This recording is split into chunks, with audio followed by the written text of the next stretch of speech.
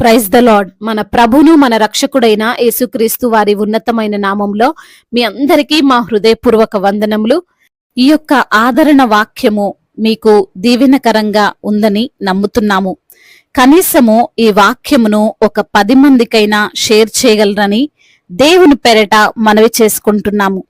ఈ రోజు దేవుని వాక్యము, నీ మార్గములన్నింటిలో నిన్ను కాపాడుటకు ఆయన నిన్ను గూర్చి తన దూతలకు ఆజ్ఞాపించును. కీర్తనల గ్రంథము 91వ కీర్తన 11వ చరణం. He will command his angels concerning you to guard you in all your ways. Psalms chapter 91 verse 11. ఈ రోజుకు గాను కృపగలిగిన దేవుడు మన కొరకు ఏర్పరిచిన పరిశుద్ధమైన వాక్యమును బట్టి ధ్యానించుకుందాము. ప్రియమైన సహోదరి సహోదరులారా, ఈ రోజున దేవుడు మనకు వాగ్దానం చేస్తున్నాడు. మన యొక్క త్రోవలన్నింటిలో, మనం వెళ్తున్న మార్గములన్నింటిలో మనల్ని గూర్చి మన శత్రువుల నుండి, మనకున్న సమస్యల నుండి, అపవాది క్రియల నుండి, అపవాది తంత్రముల నుండి, ఆపదల నుండి మనల్ని రక్షించడానికి ఆయన ఎల్లప్పుడూ తన యొక్క దూతలకు ఆజ్ఞ ఇచ్చి మనకు కావలిగా ఉంచబోతున్నాడు అని. అయితే ఈ వాగ్దానం ఎవరిలో నెరవేరుతుంది అంటే, దేవుణ్ణి ఆశ్రయంగా చేసుకొని ఆయన యందు భయభక్తులతో జీవించు వారిలో ఆయన వాగ్దానము తప్పక నెరవేర్చబడుతుంది.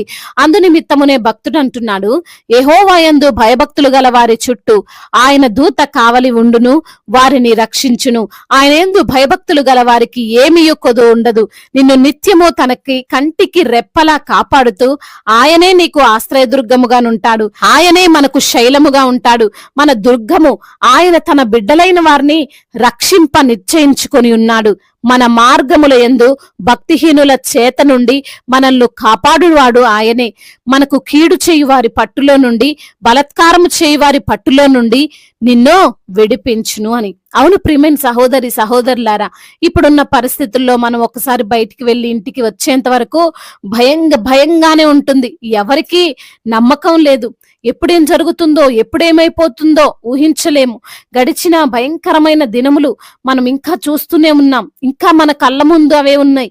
ఎందరో ఫ్లైట్లు కూలిపోయి ప్రమాదాలకు గురైనటువంటి పరిస్థితులు, ఎంతో మంది అగ్ని ప్రమాదాల చేత చిక్కబడిన వారు ఎంతో మంది మన కళ్ళ ముందు ఉన్నారు. అయితే దేవుని పిల్లలైన మనం ఇంకా సజీవముగా ఆయన్ని ఆరాధించగలుగుతున్నాము అంటే ఆయన కృప వల్లనే కదా. ఆయన తన యొక్క దూతలను మనకు కావలిగా ఉంచినందువల్లనే కదా.